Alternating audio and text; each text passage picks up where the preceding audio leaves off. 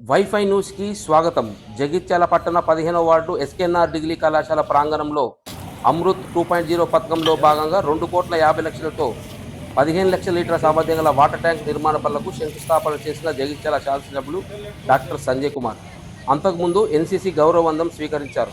అనంతరం ఎమ్మెల్యే మాట్లాడుతూ ఎస్కేఎన్ఆర్ కళాశాల ప్రారంభమై నేటితో 60 ఏళ్లు పూర్తి కావడం ఆనందదాయకమని, విద్యాశాఖ అనుమతుల కోసం కృషి చేసి విద్యాశాఖ ముఖ్యమంత్రి సంతకంతో నేడు వాటర్ ట్యాంక్ నిర్మాణం చేపట్టడం జరిగిందని, ప్రజల కోసం మంజూరైన నిధుల కోసము నిరంతరం కృషి చేయాల్సిన బాధ్యత ప్రజాప్రతినిధులని, అధికారులు కూడా బాధ్యత వహించాల్సి ఉందని అన్నారు. ప్రతి ఒక్కరూ నీటిని వృధా చేయవద్దని, కలుషితం కాకుండా నీటిని చూడాలని, జగిత్యాల తిప్పనపేట రహదారి బ్లాక్ స్పాట్ రోడ్డుకు 16.5 కోట్ల మంజూరయ్యాయని, ఈ రహదారిలో వాటర్ పైప్ లైన్ షిఫ్టింగ్ పనులు చేపట్టవలసి ఉందని, అధికారులు త్వరితగతిన చర్యలు తీసుకోవాలని కోరుతున్నానని అన్నారు. వాటర్ ట్యాంకు నిర్మాణంతో 5,000 కుటుంబాలకు నీటి సదుపాయం కల్పించిన సంతృప్తి కలిగిందని అన్నారు doctor MLA Sanjay Kumar. Cameraman లక్ష్మణ్తో వైఫై న్యూస్ జగిత్యాల. విద్యార్థిగా చాలా ఆనందంగా ఉంది. ఇక్కడ చాలా మంది పూర్వ విద్యార్థులు ఉన్నారు. ఇంత విశాలమైన కాలేజీ ఇక్కడ దాదాపు చుట్టుపక్కల ఎక్కడ లేదు. మనకి ఇంత మంచి వాతావరణం, ఇక్కడ అన్ని రకాల ఫెసిలిటీస్ ఉన్నాయి. ఎన్ఎస్ఎస్ కానీ, ఎన్సీసీ కానీ, చెప్పుకుంటే కంప్యూటర్ ల్యాబ్స్ అన్ని చాలా బాగున్నాయి. ఇక్కడ గ్రౌండ్, ఇట్లాంటి మంచి క్వాలిఫైడ్ మంచి అధ్యాపకులు ఉన్నారు, అందరు ఉన్నారు. మంచి వాతావరణంలో చదువుకోవడానికి మంచి అవకాశాలు ఉన్నాయి. ఈ అవకాశాన్ని మనవంతుగా మనం కూడా కొంత తోడ్పాటును అందించి అడ్మిషన్లు పెంచేందుకు కొంచెం ప్రతి ఒక్కరు కొంచెం సహకరించాలి. ఎందుకంటే గతంలో మేము చదువుకోవటానికి వచ్చినప్పుడు సీట్ కావాలంటే చాలా కాంపిటీషన్ ఉండేది. మార్కులు తక్కువ వచ్చిన వాళ్ళకి సీట్ వచ్చి కష్టం ఉంటుండే. స్పాట్ అడ్మిషన్ కూడా రాక వాపసు పోయిన వాళ్ళు చాలా మంది ఉండే. ఇక అది కొంత ప్రైవేట్ కాలేజీలకు రియంబర్స్మెంట్ అనేది ఒకటి అచ్చుట్ల కొంత ఇబ్బంది అయింది. కానీ లేకపోతే అట్లా మళ్ళీ కలకలలాడే విధంగా ప్రతి ఒక్కరు కొంచెం సహాయ సహకారాలు అందించాలని కోరుతున్నాం. మేము నిత్యం ఇక్కడే పొద్దున వాకింగ్ నుంచి మొదలు పెడితే దాదాపుగా ఇక్కడే ఉంటాం, తిరుగుతూనే ఉంటాం. కాలేజ్ అభివృద్ధి కోసం మా వంతుగా ఎప్పుడు సహాయ సహకారాలు ఉంటాయి. దానికోసం ఎమ్మెల్యే గారి గురించి ఇక చెప్పాల్సిన అవసరం లేదు. అందరికీ thank you. Principal secretary madam గారి వారి ఆధ్వర్యాన లెటర్ తీసుకొచ్చి ఇవాళ మనకి శంకుస్థాపనకు 1500 KL వాటర్ ట్యాంక్ జగిత్యాలలో ప్రతి పౌరుడు నీరు తాగాలన్న ఉద్దేశంతో తాను వాటికి శంకుస్థాపనకు వచ్చేసారు.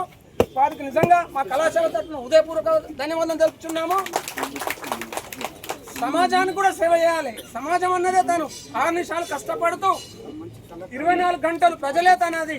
విద్యారంగం అయితేనేమి, వైద్య రంగం అయితేనేమి, జగిత్యాలను అభివృద్ధి చెందుతూ ప్రతి అంశంలో తాను ముందుండి నడుపుతున్నారు. అలాంటి కార్యక్రమం ఇచ్చేసినందుకు హృదయపూర్వకంగా కళాశాల తరఫున ధన్యవాదాలు తెలుపుతున్నాము.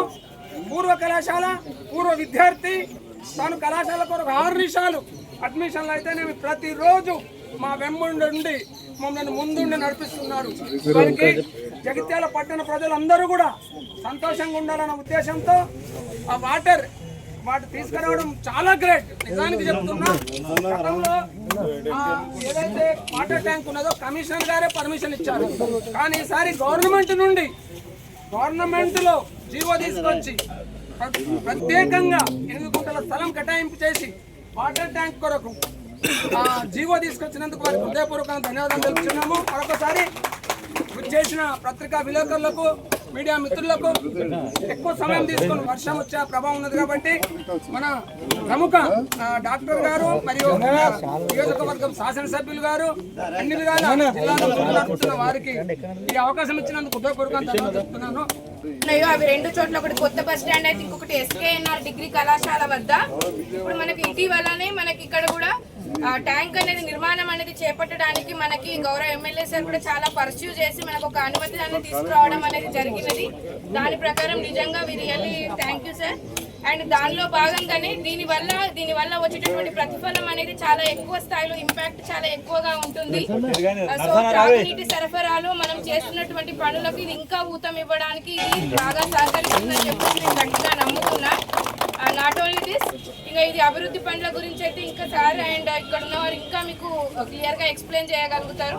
సో నేను ఇక్కడ ఈ వేదిక నుంచి చెప్పాలనుకుంది ఒక 2 పాయింట్లు చాలా మేజర్గా అనుకున్నా. ఇక్కడ చాలా మంది పిల్లలు కూడా ఉన్నారు. సో ఇప్పుడు మాకు 100 రోజుల ప్రణాళిక అనేది మా మున్సిపాలిటీలో చాలా కొనసాగుతుంది. ఆల్రెడీ అందులో ఒక 25 డేస్ ఆల్రెడీ ఫినిష్ చేసుకున్నాం. ఇందులో మేము భాగంగా వాటర్ సప్లై కనెక్షన్స్ సర్వే మీద కూడా బాగా ఫోకస్ చేస్తున్నాం. మీ అందరికీ తెలుసు ప్రాపర్టీ ట్యాక్స్ కడుతున్నారు, కానీ వాటర్ ట్యాక్స్ కానీ వాటర్ కనెక్షన్ తీసుకోవడానికి కానీ ప్రజలు నిజంగా అనుకున్నంత స్థాయిలో ముందుకు రావడం లేదు. బట్ మన కనెక్షన్ ఆన్లైన్ అయినప్పుడు మాత్రమే అది మున్సిపాలిటీకి ఒక ఆదాయ వనరుగా మారడం అనేది జరుగుతుంది. ఆ సర్వే కూడా ప్రజలందరూ సహకరించాలని చెప్పి వేదిక నుంచి కోరుతున్నాం. మా ఇంజనీరింగ్ సెక్షన్ ని చాలా హెల్ప్ చేసిన వాళ్ళు అవుతారు. మాకు ఇక్కడ చాలా డిఈ కావచ్చు, ఏఎస్ కావచ్చు, పబ్లిక్ హెల్త్ అండ్ మున్సిపల్ కావచ్చు, చాలా మంచి యాక్టివ్ టీమ్ ఉంది. వాళ్ళు ఇంకా బాగా పనిచేయాలి అని అంటే మీరు మా మున్సిపాలిటీకి కూడా బాగా సహకరించాలని చెప్పి కోరుతూ ఇట్టి అవకాశాన్ని ఇచ్చినందుకు really thank you so much. అక్కడ చిన్నగా ఉండడానికి మేము 3000 మంది విద్యార్థులు ఉంటాం. ఓ సైకిల్ తలుగుతుండే గ్రౌండ్ లో తిరుగుతుండే గంతమంది ఉన్నాం. ఇవాళ ఇంత పెద్ద అయింది, ఇంత పెద్ద ఆవరణ వచ్చింది. 400-500 మంది విద్యార్థులు మాత్రమే ఉంటున్నారు. నేను లెక్చరర్స్ ను ప్రత్యేకమైన శ్రద్ధ తీసుకోవాలి, పూర్వ విద్యార్థులను శ్రద్ధ తీసుకోవాలి. ఆప్షన్లు పెట్టుకున్నప్పుడు ఫస్ట్ ఈ కాలేజీకి పెట్టండి, ప్రైవేట్ కాలేజీలో చదివి రీఇంబర్స్మెంట్ వస్తలేదని చెప్పి వాళ్ళు బెదిరించుడు, రీఇంబర్స్మెంట్ వస్తలేదని మాట్లాడడం కరెక్ట్ కాదు. ఇవాళ ఈ కాలేజీకి ఎన్సీసీ ఉంది, ఒక సర్టిఫికెట్ వస్తే రేపు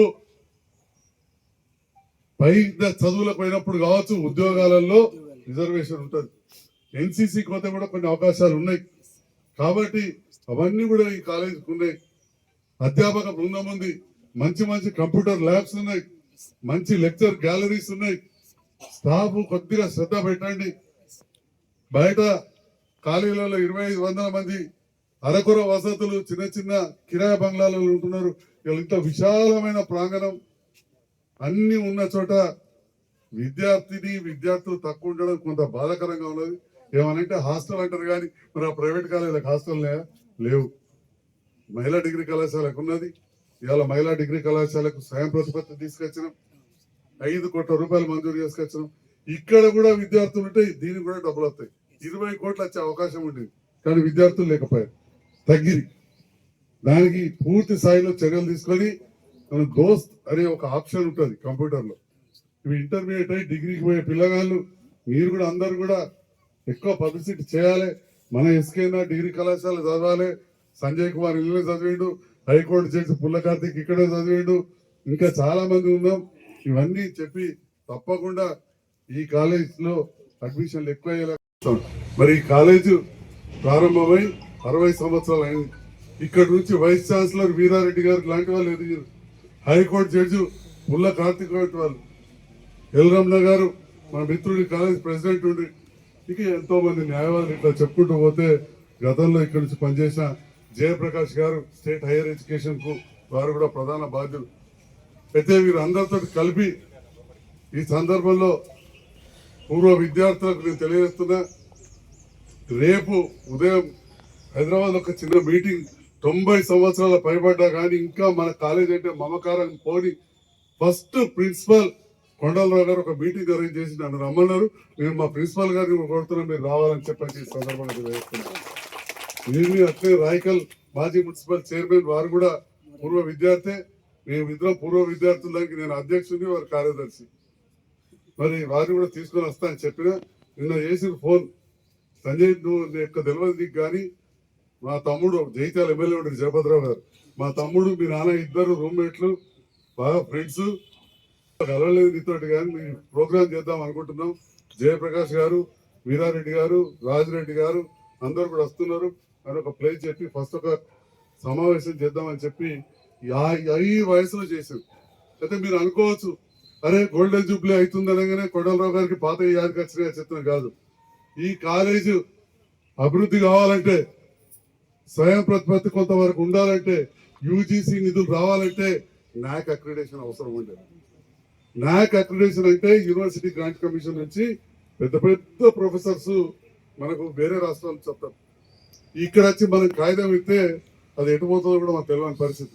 అటువంటి సందర్భంలో ఓల్డ్ స్టూడెంట్ అసోసియేషన్ ఏర్పాటు చేయడం కాకప్పుడు రామచంద్రన్ సారు ప్రిన్సిపాల్ ఉండ్రి, కలెక్టర్ గారికి 10 సార్లు మాట్లాడడం, కలెక్టర్ గారు ఒక 10 ఉత్తరాలు, సెక్రటేరియట్ లో 4 అధికారులు ఉంటారు, దీంట్లో కిందికి మీదికెళ్ళి కిందికి అట్లా ప్రతి అధికారిని ముగ్గురు అధికారులు ఉంటారు, మేడంలు, ఐఏఎస్లు. వాళ్ళతో పాటు పూలారావు గారు ఓఎస్డి జాయింట్ సెక్రటరీ. తిరిగి మొత్తానికి ఇంత దొడ్డు ఫైల్ తయారైంది. మొన్న ముఖ్యమంత్రి గారు సిగ్నేచర్ అయి మంజూరు వచ్చిందని చెప్పి ఈ సందర్భంగా తెలియజేస్తున్నాం.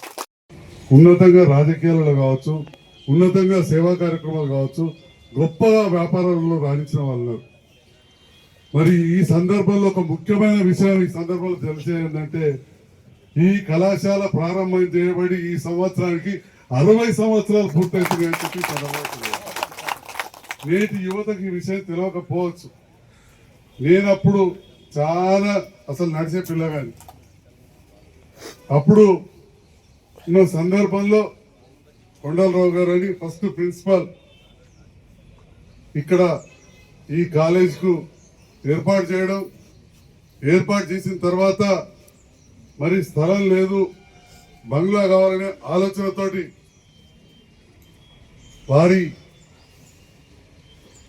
అందరి కోరిక మేరకు, ప్రజల కోరిక మేరకు శ్రీ కాసుగంటి నారాయణరావు గారు, మన కొండగట్టు ముత్యంపేటకు చెందిన పెద్దలు, వారి కొడుకు లక్ష్మీనరసింహారావు గారు కూడా మన జగిత్యాలకు శాసనసభ్యులు ఉండ్రి, ఎమ్మెల్యే ఉండ్రి. అప్పుడు వారు ఎమ్మెల్యేగా ఉన్నప్పుడు ఈ కాలేజు 1965లో ప్రారంభమైంది. అయిన తర్వాత మరి స్థలం లేదని ఇవాళ రాజకీయాల్లోకి వచ్చి మేము 10 రూపాయలు ఖర్చు పెడతాం కావచ్చు, మిగతా ప్రజల పైసలు పన్నుల ద్వారా వచ్చి డెవలప్ అవుతాం. కానీ వారి సొంత డబ్బులతోటి 32 ఎకరాలు రైతుల నుంచి కొని ఈ కాలేజీకి ఇవ్వడం జరిగిందని చెప్పి ఈ సందర్భంగా తెలియజేస్తాను. చాలా